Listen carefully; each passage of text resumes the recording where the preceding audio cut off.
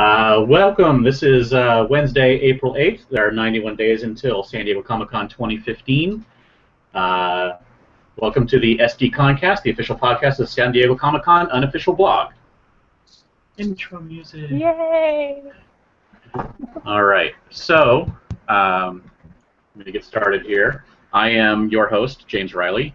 Carrie is out sick today, so everyone wish Carrie well.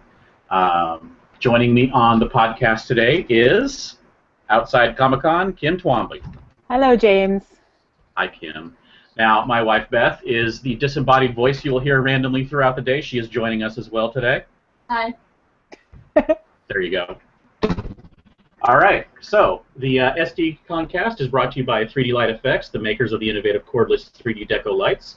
Find the perfect Marvel, Nickelodeon, Hasbro, or Disney light to decorate you or your child's room. And now you can pre-order the brand new Star Wars lights available in Darth Vader, Yoda, or Boba Fett. Visit 3dlighteffects.com or our show notes to find out more. All right, business is out of the way. Now we are going to move on to our discussion for the day, which is WonderCon 2015 in Anaheim, which wrapped up this weekend. I guess we'll just start in on the big news, which was that WonderCon is moving to LA next year at the Los Angeles Convention Center. And I guess, Kim, what do you think? Well, we've been through this move due to construction before, when they came down here from San Francisco, and then they never went back. So I'm hoping they do go back to Anaheim or San Francisco, but or maybe start up a new convention in San Francisco. But you know, it'll be interesting to see. I have not personally attended a convention at the LA Convention Center there. I kind of know the area. I've been to the Staples Center. So I know there's good restaurants and things, but it'll be interesting to see. Yes, I'm actually in the same exact boat. I have never attended a convention there. Been to the Staples Center for concerts and games, but don't really ever go down there, so I am clueless as to what's going to happen. I've talked to people who do go to some conventions down there, and they say that it's you know, it's what it is. It's a convention center in the middle of downtown with not a whole lot around it. The closest hotels are probably a mile away. There are a few hotels there. There's like a Hyatt that's close by. Yeah. But the majority of the hotels are 1 to 5 miles away. So who knows which one they're going to get a good deal with? But the Hyatt that's down there is apparently really expensive. So we shall see. Yeah, there's a Marriott at LA Live, which is, we have our company meetings there, and they're in the $250 range just on a regular June weekend. So, yeah. Well, and then there's the LA Live area, which is restaurants and such, correct? Yeah, and there's a good walking around area. So, you know, and if they, I don't know if they can get this big, but they could always expand to the Staples Center, or I think there's the LA Live auditorium there. The Nokia Theater, I think it is. Yep, I've been in there for the Twilight premiere. But, you know, there's options for if they wanted to go bigger with the convention space. Which WonderCon might want to do. Maybe not for WonderCon, but there's options. Well, since they use the arena at Anaheim, they may want to use the Nokia Theater for a large panel, since they know they can fill 4,000 or 5,000 seats pretty easily. Right. You wanted to say something, Beth? No. Oh, I was testing how far forward I could lean before I get in the frame. Okay, so obviously the news that it was moving to LA was met with quite a lot of negativity when it was announced Sunday afternoon at the talkback, and then made its way out. There's really, I mean, in my opinion, there's really nothing super positive about the move, or even regularly positive about the move. It's a smaller convention center. It doesn't have the same atmosphere that Anaheim did. Anaheim had the open area in the front, the cosplay plaza, I guess is what it's known as now, where the fountain was, and people just hung out all day long. You had the food trucks right out front. It was easy to move around. It was easy to get parking. Well, relatively easy in some cases.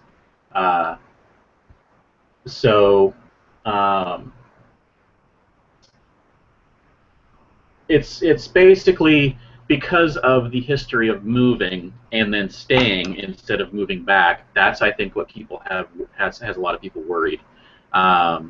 So after next year, if it doesn't move back to Anaheim, then it's probably stuck in LA for the foreseeable future. I just really hope that they do move back to Anaheim, even if it's on Easter weekend, which apparently next year's is on Easter weekend as well. So the move from San Francisco to Anaheim was because of construction, and then because Moscone couldn't give dates more than 6 months in advance, and Comic-Con plans their conventions at least a year in advance. Anaheim, there's not that many days available at the price probably that they are willing to pay, and for the available weekends, even for having that room to load in and load out. So Easter weekend's great for them there. My best, I guess the things I would want to happen is, one, go back to San Francisco or start a new convention in San Francisco. Number two, move it back to Anaheim. And the third choice would be leaving it in LA where it's moved to now. And the third choice is like the far, far, far distant third choice. So that's basically it on the move. People don't like it. I don't like it really that much, but I'm probably going to go anyway because I like going to WonderCon. I haven't missed one in, I think it's, when did I first go? 2005. So I haven't missed one in a decade now. I think that's where I met you. Yeah. Hereabouts. So it's definitely going to be a different thing, but we'll see how it goes. I also wanted to touch on, since it's a very big topic and the conspiracy theories abound, that this move to LA is to basically test the waters to see if they can move to LA so that they can then move Comic-Con to Anaheim. And that's just not the case. If Comic-Con's going to move somewhere, it's going to need to move somewhere at least as big as San Diego or bigger. Anaheim, everyone says it's bigger, but that's just the exhibit floor, the show floor that they use. It's 867 square feet currently, and I think San Diego is, I'm getting the numbers right now. Los Angeles is 867 square feet total in the entire place. That's exhibit floor, ballrooms, which is where the panels are held, and what they call meeting or breakout space or pre-setup space. Basically, that's lobbies and hallways. If you have to understand the convention speak in order to get that one. So LA is at 867,000 square feet. Anaheim is 1.6 million, but they're adding 220,000, so it'll be 1.82 million. And San Diego's is 2.6 million. So there's still 800,000 more square feet of space in San Diego than Anaheim, despite the fact that just the show floor has about 150,000 square feet more. You have to take into account the sales pavilion, where all of the ticketing and there's signings and everything that happens up there. All of the ballrooms are actually places where you hold them. They have less hallways and more ballrooms than you would have. Plus, they turn some of the ballroom, or the exhibit floor, into a ballroom for Hall H.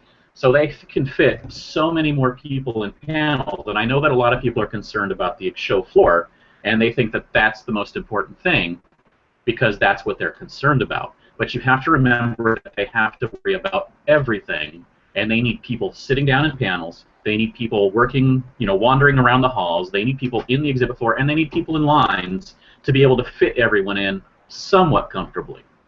In Anaheim, if you were there for WonderCon, they had 60,000 people roughly, we're assuming, because they sold out, for WonderCon. Their highest convention attendance ever, according to Wikipedia, was back in 2008, and it was 88,000 people. Comic-Con obviously has 125,000 every single year. That's 40,000 more people than have ever attended a convention at Anaheim, and that was at the current size back in 2008. They haven't renovated that place since then, so that's at the current size. So you have to remember that San Diego is a big convention center, and they use the hotels like they started to this year in Anaheim for some of the smaller panels, but they also use the Indigo Ballroom and the Marriott and the Hyatt. They use all of those hotels. That's even more square footage, so they're probably using 3 million or more square feet, and the only option, from what I understand, is going to be Vegas, and I don't think anyone wants to move it to Vegas because it's too hot. They don't care. It will. San Diego Comic-Con will lose its identity if it moves to Las Vegas. It will no longer be the Comic-Con. It will just be another convention in Vegas. So there's my rant. There's all the news. We're going to move on from WonderCon moving to LA and what all that means. If you have any questions, which it looks like we have one, this is just mainly a comment. Mellow D says, I thought this year was really easy to get around. Really enjoyed that. I don't know how I feel about the change to LA because of the traffic. I live closer to LA, but I prefer Anaheim because of traffic. That's true. Getting to downtown Los Angeles is a pain, and therefore getting to Anaheim with the way it was structured, it takes 100,000 people trying to get it at once for it to really be messed up. Like the very first 24-hour Disney day, if you ever recall that, there was massive traffic then, but that's 100,000 people trying to get to one place. Anyway, so we're going to move on to the next thing, unless you have any comments on that, Kim. No, that was awesome. Thank you. Beth, do you have any comments? That was awesome. Which one do you prefer? What, between Anaheim and Los Angeles, or Yes. including San San Francisco. Francisco? Because it would be cool to go to San Francisco every year. Yeah. It was I prefer cool. that. It was nice because that was our chance to go to our friends' part of the state and see all of them who couldn't necessarily make it every year for San Diego Comic-Con when they come to visit us. And it was just, plus you get to go to San Francisco for a weekend, which is great. So, anyway, yes, San Francisco, let's try and get back there. Anaheim, if not, and let's try to make LA only last 1 year. Yes, agreed. Okay, so now that big news is out of the way, we're going to talk about WonderCon itself. If anyone has any questions about WonderCon or anything, just post them on the Q&A section. I think there's a link on the tweet we did and wherever else it is. So first off, what was different about WonderCon this year? Was anything that you noticed that was different, Kim? Nothing right off. I know I was talking with Shauna and Carmel from Parks and Cons, and I think you guys also noticed that they kind of moved out the entry area out of the plaza, right, and closer to the arena side, which meant you had to either show your registration ticket or your badge to get to the main cosplay plaza, which was great because the main thing, excuse me, it kept away the protesters that we always get and were out in force near Disneyland. It kind of moved them towards Disneyland. So, right. so they blocked off. It's a really long convention center, just like any others, and they have that central fountain in this, and then the plaza where they put the food trucks, and they blocked people off near Hall A, and then near the other side, I think it's Hall D, and then they blocked people off on the front side of the fountain right before where the food trucks started. So you could eat the food trucks if you didn't have a ticket, but you couldn't get into the plaza area, the fountain area. You could get into the main plaza where the food trucks were. And yes, that was to keep protesters and leaflet hand-outers, and basically it was to allow the attendees to have that breathing room of being able to still feel like they were at the convention without being harassed by anyone that wasn't there for the convention. So that was really cool. I mean, when you first see it, you're like, oh my God, what's going on here? They're moving us back, and we got to check this. And obviously, people who maybe didn't have a ticket and wanted to hang out with the cosplayers, their friend may have been there with a ticket. Obviously, that was an issue. But I think the flip side of allowing to push back the protesters and such was the benefit of that move. The other thing that happened, I think, was new this year was where they put the panel lines. I did not attend very many panels upstairs in the 300s last year, so I don't know if this was new for this year or not, but the initial line for the 300s was actually in a room between them. so that it would stay out of the hallway. When it became too much, and they were able to fit, probably a third of what would fit in the room into those little rooms, they would then move them out to along the wall or the railing next to the lobby area.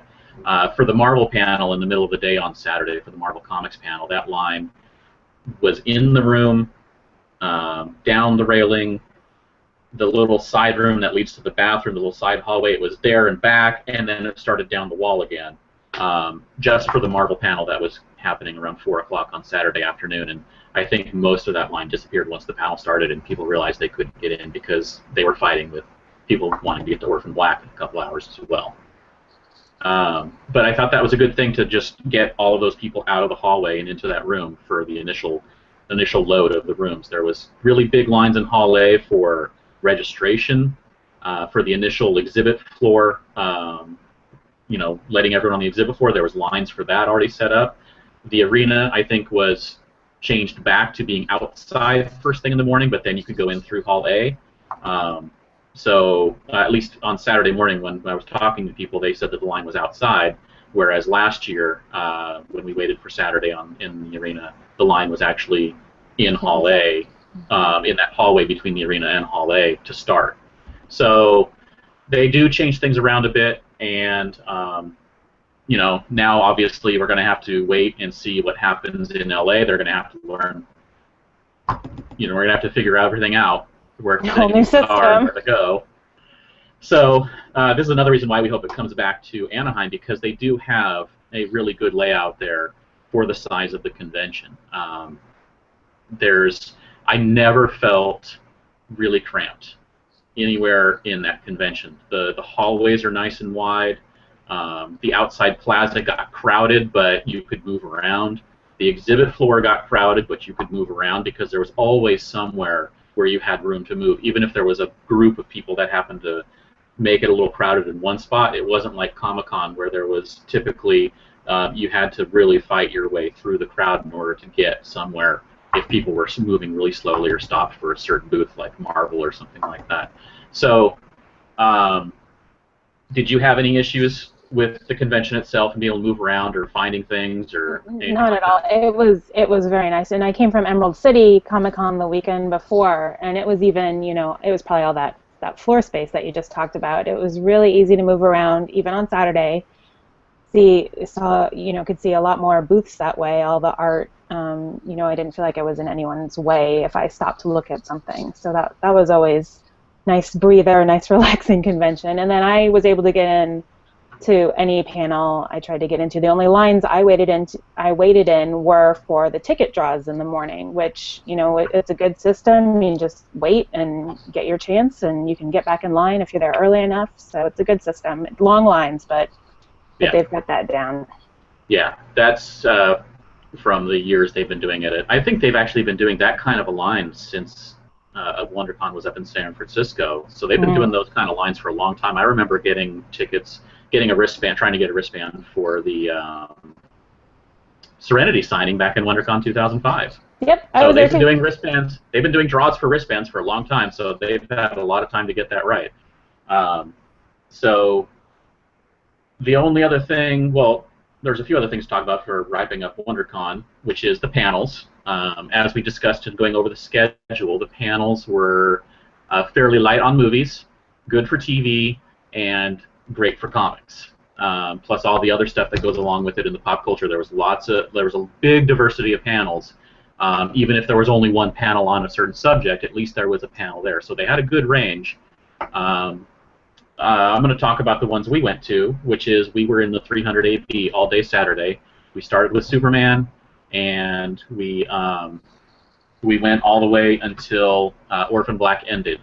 And the Superman panel was great. It was good seeing the cast after all these years, and it was really cool that they could get, I think it was like 5 or 6 of the cast members from the original movie, or the second movie, in to have a discussion. And I think basically the one thing we basically drew from that is they all still love the movie, they all still love each other, and Richard Donner is the awesomest person ever, because not only did he come in and save that movie, but he's always been the kind of a guy after the fact who doesn't ignore the people that he's worked with. So whenever they needed something, the cast would always knew that Richard Donner would be around to offer, an ear or a hand to, which is, kind of what I got from that. So that was really cool.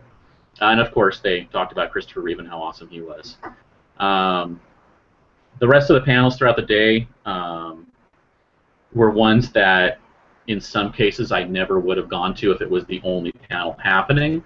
But all of them kept my interest because of all the things that I've done over the years. So Marvel, DC, and Image Comics all had panels right in a row. Those were all fun to watch and hear what's coming out new for their big events with Convergence and Secret Wars, and Image with just the wide range of stuff that they do. The art of Big Hero 6 was awesome.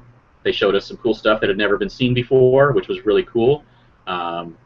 There was the Falling Skies panel, which was really cool, and I want to watch that show.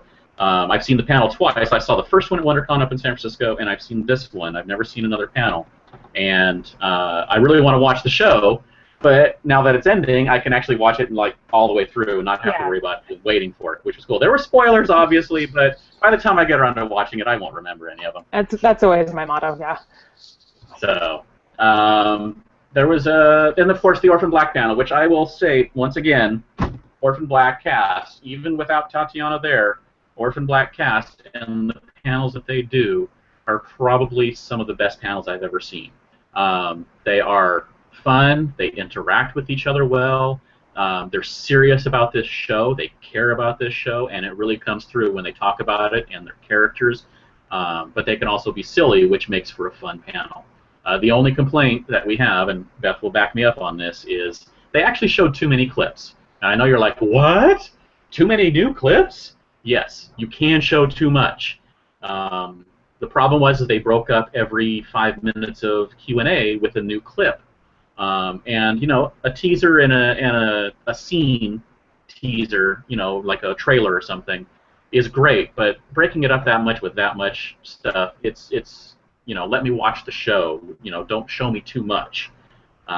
So that was the only complaint I had, and that was nothing to do with the cast. It was just a decision from BBC America of what to show. What about panels that you saw, Kim? Did you see many panels? Not too many, but I did go to Felicia's panel, which was a whole lot of fun. And she's got a new book coming out that she was promoting, along with everything that she's doing and what Geek and Sundry is doing. So it was great to hear about and get caught up with her and what she's working on. And then I was in the arena for quite a bit. It's so easy to get in and out of those, so I didn't have a problem with leaving and coming back in. And we saw Mad Max footage. Unfortunately, no cast came, which was a bummer, but the footage was amazing and made me really want to see that movie now. It got me really excited for that. And then also did supporting the hometown comic company of IDW. I went to their panel, and they had a few good announcements and things that we can expect for Comic-Con, like the Star Trek Green Lantern crossover. So it's a crossover that makes sense, but that you really didn't think would ever happen. I know. So, but they got really excited over it. So might just track that one down when it comes out in July. Comes out on preview night, actually. Well, that was good. Cool SDCC news coming. Any other panels you went to? Was that about it? That was about it that I can recall. You did mainly the signings, and then you checked out around the convention, basically. I just walked the floor because I didn't get a huge amount of time to walk the floor at Emerald City, so this was the second weekend in a row. I get to, check everything out. Some are the same, and then a lot of new ones, because I'm sure easier to get to LA for a lot of vendors. So the art has just gotten amazing that they have at these conventions. So it's really hard to resist not buying all the things. And they had a really nice-sized artist alley this year. Yeah. I feel like it's getting bigger, right? It's huge. It's definitely it. I don't know if it was. They said it was bigger, and I believe them, because the previous artist alley there were short tables lined up all along one side, and now it was rows that were filling the entire length of the convention center. So it definitely looked like it was bigger, and they just had a ton of people in there. And I didn't make it over there very often, but from what I understand, that place was hopping pretty much the entire convention. So that's good to see. The only other panel that I attended, I don't think I attended anything on Friday. I can't remember. Did we? Yes, we did. We went to the very first panel, the Back in Time documentary, which was really cool. Hey. They showed us the trailer, and they talked about making the movie, and they just kind of went through a history of their fundraisers and what they're making. And it was really cool. I mean, it was cool enough that it got us to back it, and we didn't, we didn't even know about it. So that was really cool finding out about it. And then they're actually applying for a SDCC panel. So hopefully they will get approved and have a panel at Comic-Con this year. Did you have anything to say about that one, Beth? I think you said it all. All right, I said it all. Then we also went to the James Robinson Spotlight. That is a comic writer who I have followed since Starman, I think it was. Maybe a little bit earlier, some of his earlier stuff before that. Starman and Leave It to Chance. And it was really interesting hearing stories from the comic world, because Comic-Con has so much of the movies and TV, and just it's such a pain to do everything. It is a lot harder to get to those smaller panels. So these smaller shows, like WonderCon, are really great to go in and see those things you may miss at Comic-Con. You can see a lot more, like Phoenix Comic-Con. I'm going to go there, and I'm going to try and hit a few more when I go to Phoenix Comic-Con. But the small 60,000 people is now a smaller show.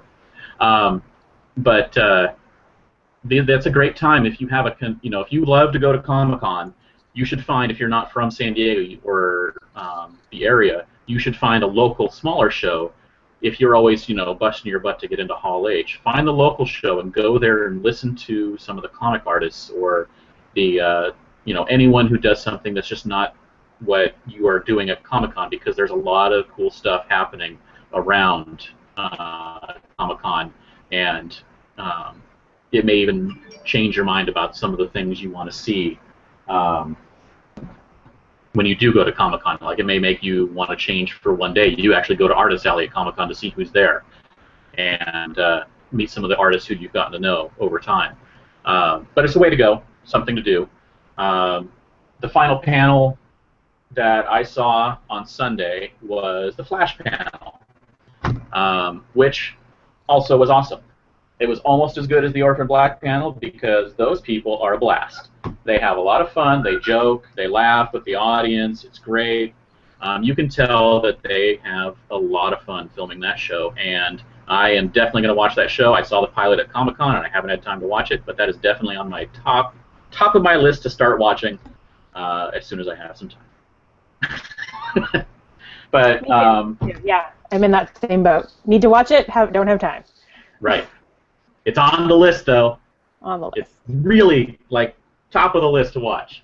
So that's about it for our wrap-up of WonderCon. It's a good show. It's a fun show. Buy your tickets early-ish. Obviously, it doesn't start selling out until a week or two before. Currently, we don't know what the ticket allotment's going to be in LA, if the size is different, if they're allowed to have many, just as many or what. But when tickets go on sale, if you're interested in going, even though it's in LA, definitely get your tickets when you can. It did not sell out on Friday and Sunday until Friday of the convention. So if things hold and they stay the same, you do have some time, but remember that 3 days and Saturday will sell out first. Expect for news on all of that after Comic-Con when they're recovered from that. Okay. Now we're going to go to the news that's been happening around the Comic-Con world since we are the SDConCast. First up, the hotel resale earlier today, which is Hotel Apocalypse 2. Electric Boogaloo.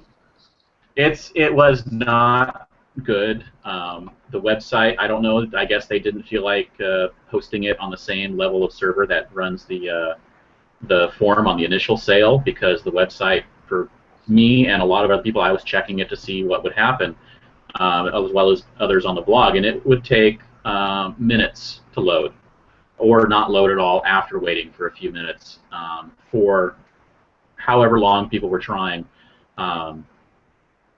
Something, I don't know what they did. but it was pretty much a mess. No downtown hotels, obviously, but it seems that all of the hotels that were available further out on the route or Mission Valley or wherever did get bought, but they have been coming and going.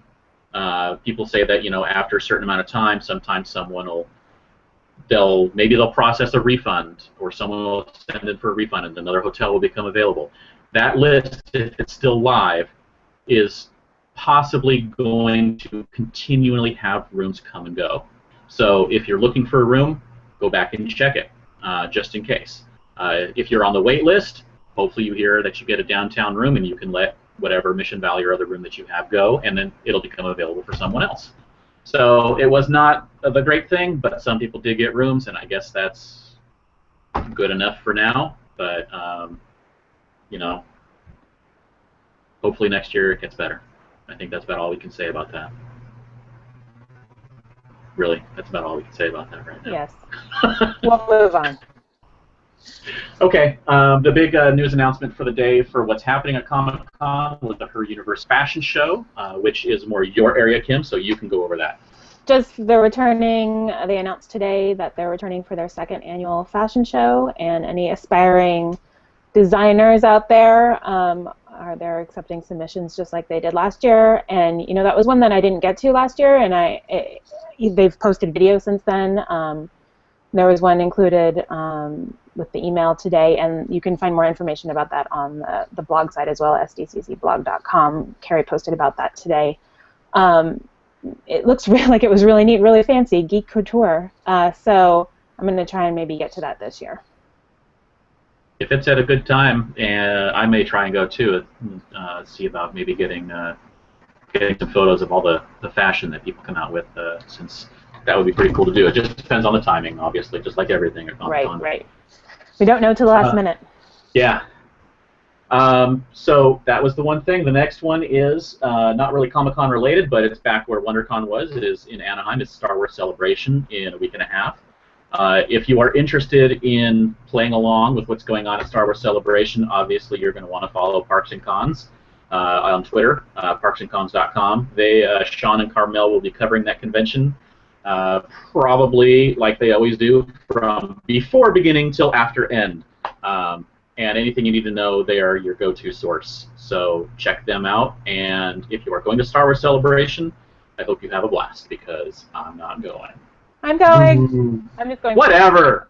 I'll tweet at you. I'll say hi. Yeah.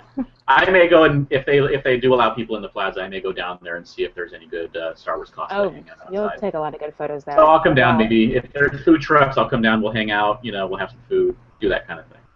That'll be fun. Sean actually posted today, I think, at parksandcons.com on his YouTube channel, a full Star Wars Celebration prep to find out, where things are going to be for like check-in, how you can get around locally to go to downtown Disney, other food places, Disneyland, things like that.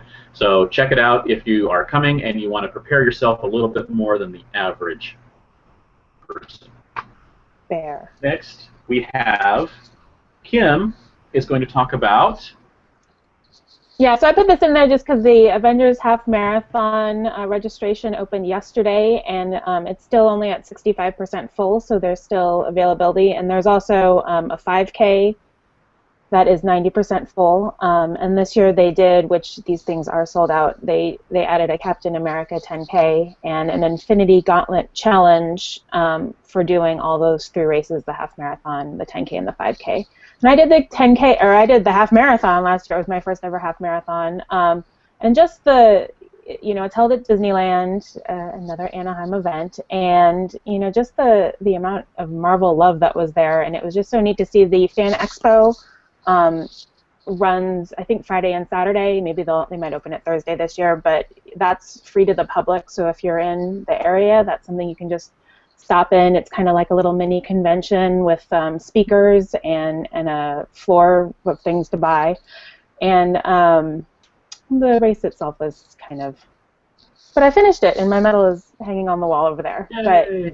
But yes, you get an exclusive medal that you only get for running in this race, right? Oh, yeah. Yep. The website's rundisney.com. So, yeah, they they have their fancy medals. You're kind of just running for a big shiny thing, and the ability to say that you did a half marathon. But you know, if the 10K wasn't sold out, I'd probably consider that this year. But I didn't register again, so no shiny thing for me. But it's still available for anyone that's interested. It's tempting. Those things, I thought previously those things have been selling out within hours. Yeah, I think probably this year because they did add the 2 additional, or well, I guess just the 1 additional race. No, they didn't. Was there a 5K last year? I don't remember. But I think that 10K sold out really fast, and then now for the 2nd year in a row, I don't think there's as much rush to get it because everyone wanted to do it the first time. Right. Like me. Maybe I should do one of these days. Just do the 5K too. It's super fun. Yeah. We'll see. In your neighborhood. Oh, I like my chair. I know, me too. And then I also wanted to talk about, we've got the Padres opening day tomorrow, which is actually just, as it relates to Comic-Con, get to step back into Petco Park and kind of see what changes they've made. There's been a lot of construction actually on the what was the Nerd HQ side last year, and we don't have any official announcement of where they're going to be or what they're doing, but I'm excited I get to check out all the construction and see what's different. Get an early peek at what spaces they may be using for the off-site events that are going to be there, which hopefully will be Nerd HQ. We already know Nerdist is going to be there, correct? Right. They made the announcement they're taking over the top floor, is it? Or I think. Well, they said something about a lower floor, so they were up top, I think, on the Western Metal rooftop last year. So it looks like they might be expanding where they are this year. So they didn't comment on where that is, though. I tried to get that information, but so nothing confirmed yet. But we'll keep an eye out for that. As we get closer, the news will start breaking and everything will be revealed. I'm sure there's going to be using the parking lot for the the massive interactive zone. Interactive zone, right? All right.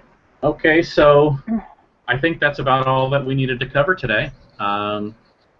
So Kim, where can our listeners find more of your work on the internet? I am on Twitter and Facebook as Outside Comic-Con, and I occasionally post articles for the blog. The blog. The blog, as I like to call it.